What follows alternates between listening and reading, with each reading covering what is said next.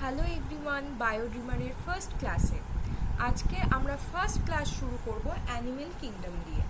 তোমরা বলবে যে না দিদি, আগের দিন তো বলেছিলে দ্য লিভিং ওয়ার্ল্ড দিয়ে শুরু করব, কিন্তু যেহেতু ইউনিট 1-এ আমাদের সব থেকে হাই ওয়েটেড চ্যাপ্টার হলো দ্য অ্যানিমেল কিংডম, সেই জন্য অ্যানিমেল কিংডম দিয়ে শুরু করব।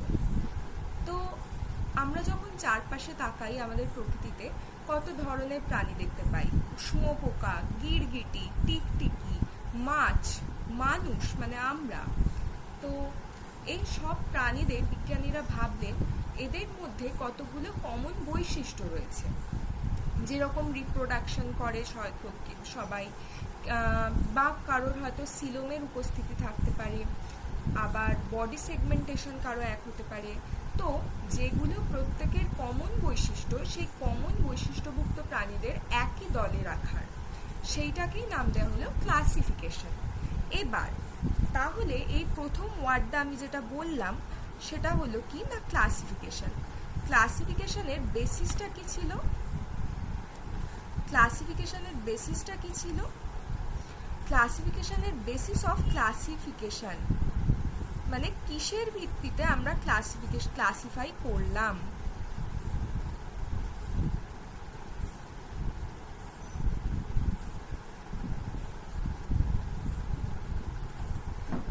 আমরা প্রথম যেটার বেসিসে ক্লাসিফাই করি সেটা হলো সেগমেন্ট বডি, সেটার নাম হলো লেভেল অফ অর্গানাইজেশন।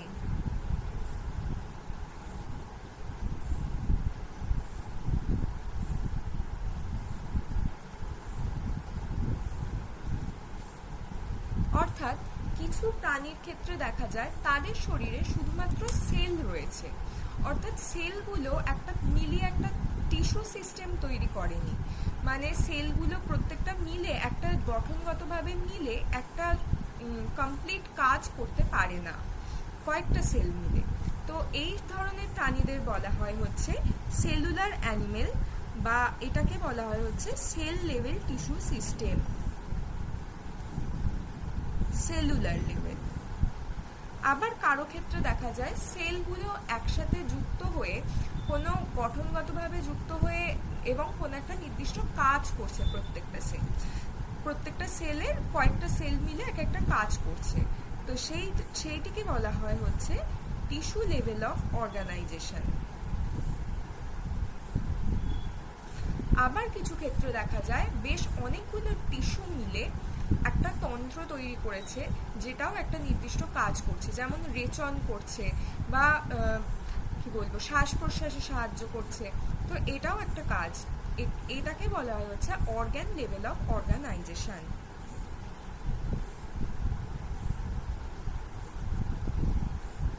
এবার কাদের সেলুলার দেখা যায়, কাদের টিস্যু দেখা যায়, কাদের অর্গান দেখা যায়, অর্থাৎ কোন কোন প্রজাতিভুক্ত প্রাণীদের, সেইটা আমরা পরে আলোচনা করব।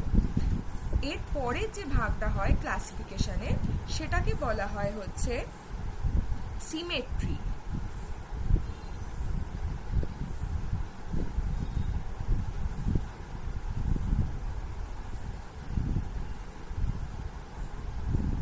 দেখো, কিছু কিছু জিনিস আছে যেগুলোর মধ্যে দিয়ে আমি যে কোনো দিক থেকেই লাইন পাস করাই না কেন, সেইগুলো দেখতে একই রকম লাগবে। মানে ধরো আমি একটা চতুর্ভুজ আঁকলাম, চতুর্ভুজটার মধ্যে দিয়ে এখান দিয়ে লাইন পাস করালাম, দেখতে একই রকম, অর্থাৎ এই হাফটা আইডেন্টিক্যাল। আবার চতুর্ভুজের মাঝখান দিয়ে এইভাবে লাইন পাস করালাম, এই হাফটা আইডেন্টিক্যাল। আবার ধরো মাঝ বরাবর লাইন পাস করালাম, এই হাফটা আইডেন্টিক্যাল। এটাকে বলা হয় হচ্ছে রেডিয়াল সিমেট্রি। তাহলে সিমেট্রি এক প্রকার আমরা কি পেলাম? Radial symmetry. আর একটা প্রকার আমরা কি পাবো না, কিছু কিছু জিনিস আছে, যেমন ধরো এই ত্রিভুজটার মাঝখান দিয়ে ধরো আমি এই একটা লাইন পাস করালাম, এই দিকটা এবং এই দিকটা আইডেন্টিক্যাল হলো, কিন্তু তুমি দেখো ত্রিভুজটার মাঝখান দিয়ে কোনো লাইন পাস করাও বা ত্রিভুজটার মধ্যে দিয়ে যে কোনো জায়গা দিয়ে লাইন পাস করাও, দুটো দিক কিন্তু আইডেন্টিক্যাল হবে না। এই ধরনের জিনিসকে বলা হয়, অর্থাৎ যাদের মধ্যে দিয়ে একটাই লাইন পাস করানোর ফলে দুটো ইমেজ তৈরি হয়, দুটো মিরর ইমেজ তৈরি হয়, সেইটাকে বলা হয় হচ্ছে বাইল্যাটারাল সিমেট্রি।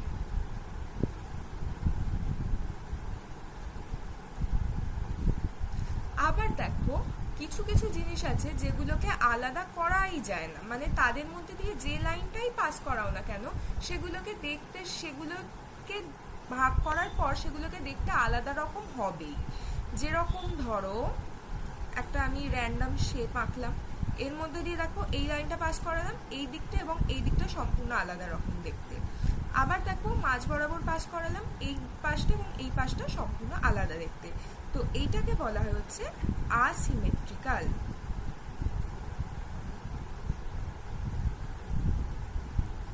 তোমরা সাথে সাথে নোট করতেও পারো, বা ধরো আমি যখন এনসিইআরটির আউট অফ এনসিইআরটি কিছু পড়াচ্ছি, ধরো কোনো ইম্পর্টেন্ট এক্সাম্পল বা কিছু, সেইগুলো নোট করতেও পারো।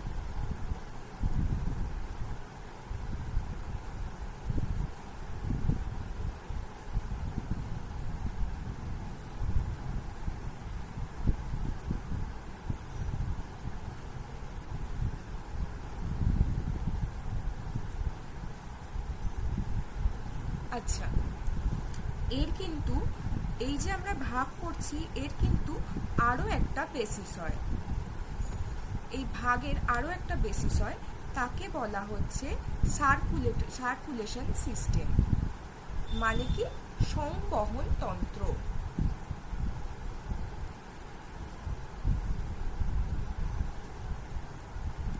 সার্কুলেশন সিস্টেমও দুই টাইপের হয়, একটা হলো ওপেন টাইপ,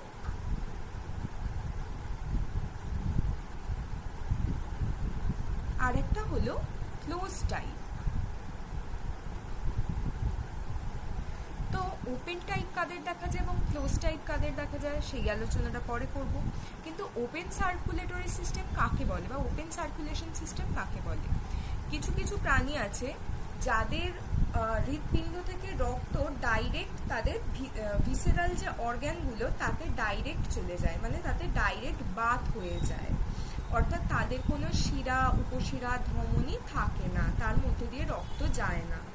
এগুলোকে বলা হচ্ছে open type of circulation system. আর একটা হয় close type of circulation system, অর্থাৎ কিনা যাদের মধ্যে শিরা উপশিরা দেখা যায় এবং তাদের মধ্যে দিয়ে রক্ত ভিসেরাল অর্গানগুলো সরাসরি কিনা রক্তে স্নাত হয় না বা রক্তে বাত সরাসরি হয় না।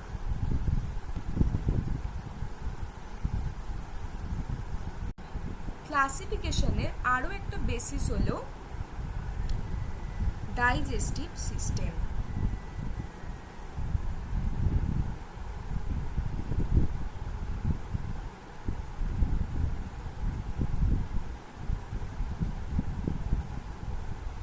এবার ডাইজেস্টিভ সিস্টেমে তোমরা বলবে যে কিভাবে ক্লাসিফাই করা হয় ডাইজেস্টিভ সিস্টেমের সাহায্যে।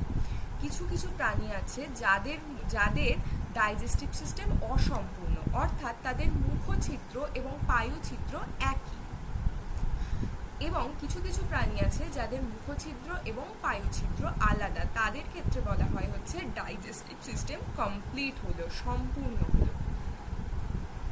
এরপরে যে টপিকটায় আসবো সেটা ভীষণ ইম্পর্টেন্ট একটা টপিক, যেটা কিনা হলো ডিপ্লোব্লাস্টিক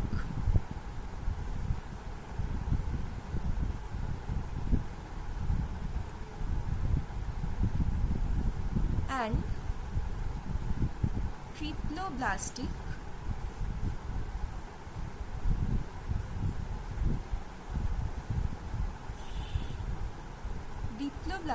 and triploblastic। তো ডিপ্লোব্লাস্টিক বা ট্রিপ্লোব্লাস্টিক বলতে আমরা কি বুঝি? যখন আমাদের সেলটা ভ্রূণজ অবস্থায়, ভ্রূণজ লেভেলে থাকে, তখন কি হয় না, যে জার্মিনাল লেয়ারটা তৈরি হয়, আমি ধরে নিচ্ছি এইটা হলো সেল। সেলের যে বাইরের আবরণটা, সরি এটা একটু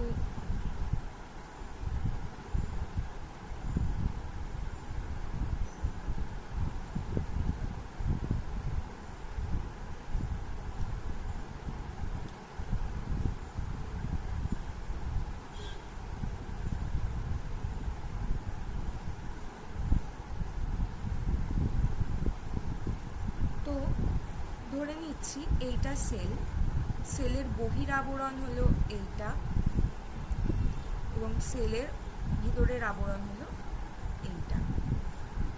তো সেলের এই অংশটাকে বলা হয় হচ্ছে এক্টোডার্ম, এবং সেলের ভিতরের এই অংশটাকে বলা হয় হচ্ছে এন্ডোডার্ম।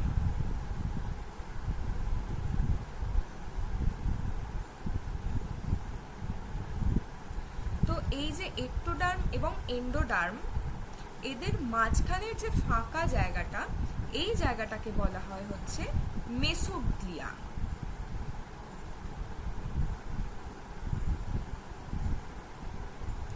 যেসব প্রাণীদের ক্ষেত্রে এই ফাঁকা জায়গাটা মেসোগ্লিয়া অবস্থায় থাকে, তাদের বলা হয় হচ্ছে ডিপ্লোব্লাস্টিক অ্যানিমেল, অর্থাৎ কিনা যার দুটো স্তর আছে, এক্টোডার্ম এবং এন্ডোডার্ম। এবং কিছু প্রাণীদের এই অংশটা, এক্টোডার্ম এবং এন্ডোডার্মের মাঝের এই যে মেসোগ্লিয়া অংশটা, মেসোডার্মে পরিণত হয়ে যায়, তাদেরকে বলা হয় হচ্ছে ট্রিপ্লোব্লাস্টিক অ্যানিমেল। তো এটা হলো আমাদের যে ক্লাসিফিকেশনের একটা বেসিস অফ ক্লাসিফিকেশনের একটা খুব গুরুত্বপূর্ণ পয়েন্ট হলো ডিপ্লোব্লাস্টিক এবং ট্রিপ্লোব্লাস্টিক অ্যানিমেল। এরপর যেটা জানবো সেটা হলো ক্লাসিফিকেশনের আরেকটা বেসিস, সেটাও খুব গুরুত্বপূর্ণ একটা বেসিস, তার নাম হলো সিলোম।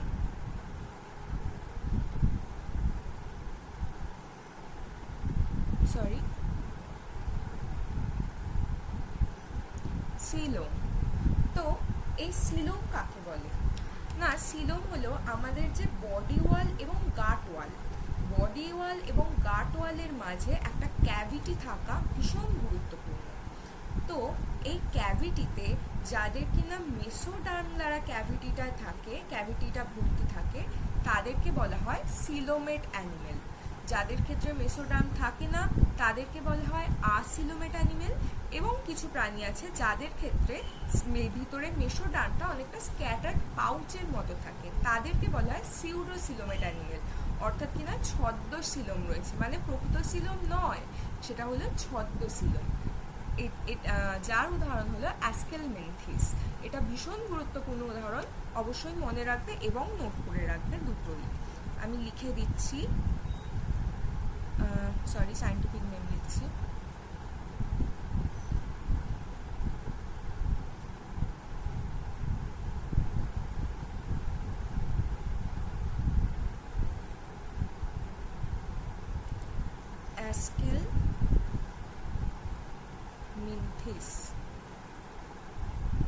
অ্যাস্কেলমেন্থিস এটা কি অ্যানিমেল? Pseudocoelomate animal.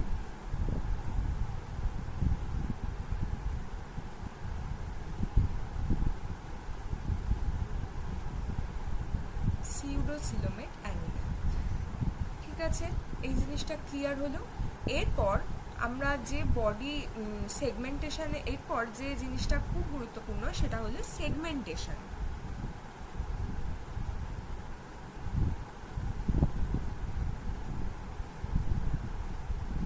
সেগমেন্টেশন বলতে আমাদের মাথায় প্রথমে কি আসে?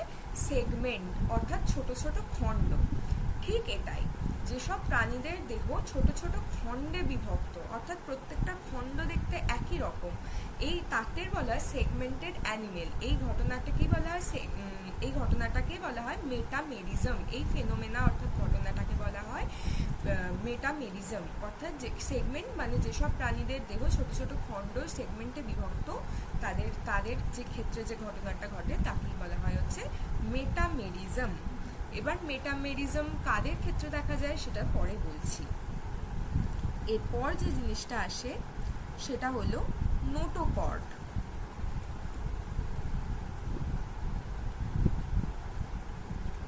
নোটোকর্ড হলো কিছু কিছু প্রাণীদের ক্ষেত্রে দেখা যায় ডরসাল সাইডে একটা রডের মতো স্ট্রাকচার দেখা যায়, সেই রডের মতো স্ট্রাকচারটাকেই বলা হয় নোটোকর্ড। এবং ক্লাসিফিকেশনের খুবই অন্যতম একটা গুরুত্বপূর্ণ বেসিস হলো এই নোটোকর্ডের উপস্থিতি। যাদের ক্ষেত্রে নোটোকর্ড দেখা যায় তাদেরকে বলা হয় কর্ডেটস অ্যানিমেল, যাদের ক্ষেত্রে নোটোকর্ড থাকে না তাদেরকে বলা হয় নন কর্ডেটস অ্যানিমেল। এবার এতক্ষণ যে আমরা ক্লাসিফিকেশনের এতগুলো বেসিস দেখলাম, এবার জানি বিজ্ঞানীরা কিভাবে ওদের ক্লাসিফাই করেছেন। বিজ্ঞানীরা যে ফাইলামগুলোতে ওদের ক্লাসিফাই করেছেন সেই ফাইলামগুলোর নাম আগে আমরা একটু লিখে নেব। ফাইলাম,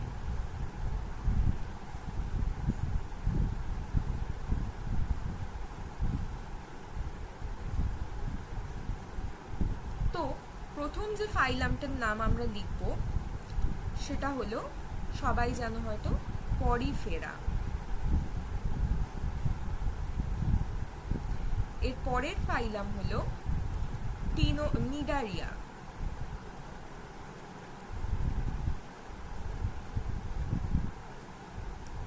তারপরের ফাইলাম হলো টিনোফোরা।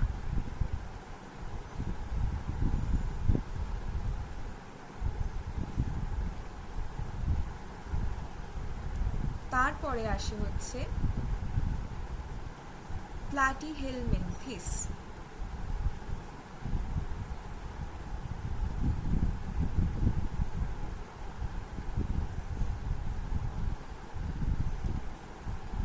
তারপরে আসে হচ্ছে অ্যাস্কেলমিনথিস।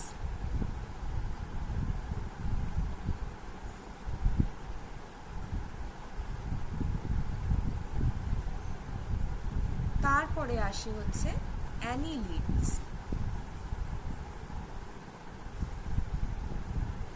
অ্যানিলিডা। তারপরে আসে হচ্ছে আর্থ্রোপোডা।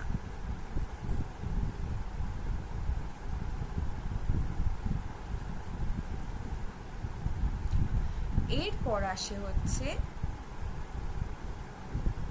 হেমিকর্ড। এরপর আসে হচ্ছে মোলাস্কা।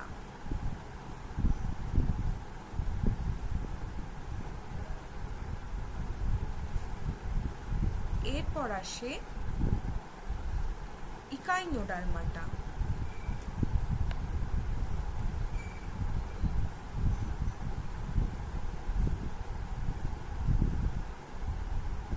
এরপর আসে হেমিকর্ডেটস।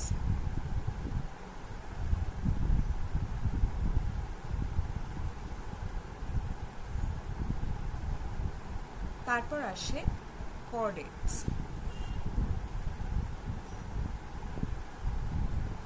এই আমরা টোটাল 11টা ফাইলাম পেলাম। এই 11টা ফাইলামের নাম সবাই মুখস্থ রাখবে। Porifera, Cnidaria, Ctenophora, Platyhelminthes, Aschelminthes, Annelida, Arthropoda, Mollusca, Echinodermata, hemichordates এবং কর্ডেটস। এটা হেমিকর্ডাটা হবে, হেমিকর্ডাটা এবং কর্ডাটা।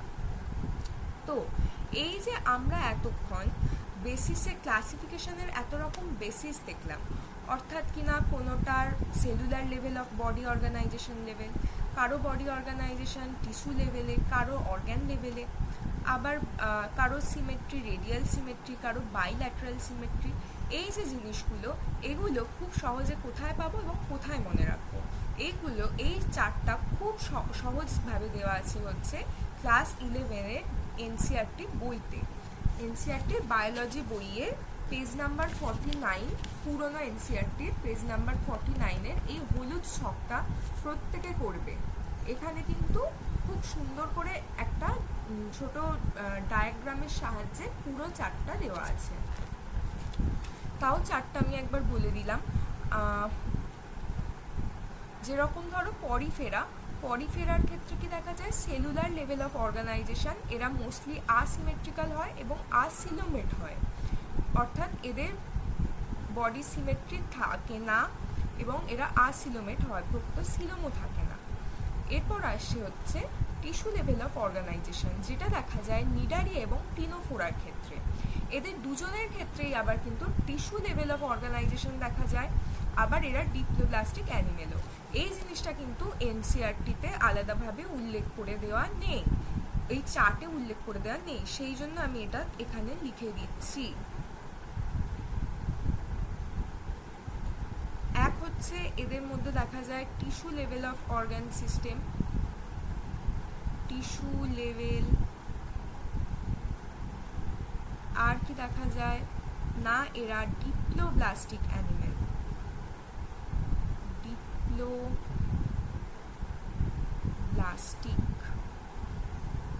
এরা ডিপ্লোব্লাস্টিক অ্যানিমেল। আচ্ছা, আর এদের ক্ষেত্রে এদের দুজনের ক্ষেত্রেই দেখা যায় রেডিয়াল সিমেট্রি এবং আসিলোমেট। এরপর আসে প্লাটিহেলমিনথিস বাইল্যাটারাল এবং এও আসিলোমেট। এরপর আসছে ফলস সিলোম, যার ক্ষেত্রে দেখা যায় সেটা হলো অ্যাস্কেলমেনথিস, খুব গুরুত্বপূর্ণ ধরন। ফলস সিলোম দেখা যায় অ্যাস্কেলমেনথিসের ক্ষেত্রে, যার বাইল্যাটারাল সিমেট্রিও দেখা যায়। আর ট্রু সিলোম অর্থাৎ প্রকৃত সিলোম রয়েছে এবং বাইল্যাটারাল সিমেট্রিও দেখা যায় কাদের ক্ষেত্রে, অ্যানিলিড, আর্থ্রোপোড, মোলাস্কা, ইকাইনোডার্মাটা, হেমিকর্ডাটা এবং কর্ডাটা। যদি মনে রাখতে অসুবিধা হয় কিছু ক্ষেত্রে তোমরা এইভাবে মনে রাখতে পারো যে সবথেকে গুরুত্বপূর্ণ, যখনই কোনো জিনিস ইভলিউশনের দিকে এগোবে, কোনো প্রাণী বা কোনো প্রাণী যখন ইভলিউশনের দিকে এগোবে, জীব বা প্রাণী, সেটা পরিফেরা থেকে নিডারিয়া, টিনোফোরা হয়ে হেমিকর্ডেটস হয়ে কর্ডেটস পর্যন্ত যখন যাবে, ততক্ষণে তার বৈশিষ্ট্যটাও উন্নততর হতে থাকবে। অর্থাৎ যেখানে কোষীয় বৈশিষ্ট্য ছিল সেখানে তন্ত্র দেখা যাবে, তার সাথে দেখা যাবে অঙ্গতন্ত্র, এইভাবে কিনা সিস্টেমটা আরও ইভলিউটেড হতে থাকবে। এটাই হলো মনে রাখার সব থেকে সহজ উপায়। যেমন কি প্রথম যে প্রাণীদের মানে খুব কোষীয় প্রাণীদের আমরা যেগুলো দেখি, যেরকম কি পরিফেরা। আবার টিস্যু লেভেলে কাদের দেখতে পাচ্ছি, নিডারিয়া, টিনোফোরা। তারপরে আমরা অর্গান লেভেলে কাদের দেখতে পাচ্ছি, Platyhelminthes, অ্যাস্কেলমেনথিস, annelids, আর্থ্রোপোডস, mollusca, ইকাইনোডার্মাটা, Hemichordata, chordata. তো এটাই যত এগোতে থাকবে, এই চারটা যত এগোতে থাকবে, মানে 1 থেকে যত 11-র দিকে আসতে থাকবে, ততই বৈশিষ্ট্যগুলো আরও উন্নততর হতে থাকবে। তো আজকের ক্লাস ছিল এই পর্যন্তই। কেমন লেগেছে বলো, আর চলো সবাই মিলে একসাথে পড়ি, সবাই মিলে একসাথে নিজেদের গোলকে অ্যাচিভ করি। আর আজকে পড়িয়েছি আমি পেজ নাম্বার 49 পর্যন্ত। এনসিইআরটি একটু রিডিং করে নিই, কেমন?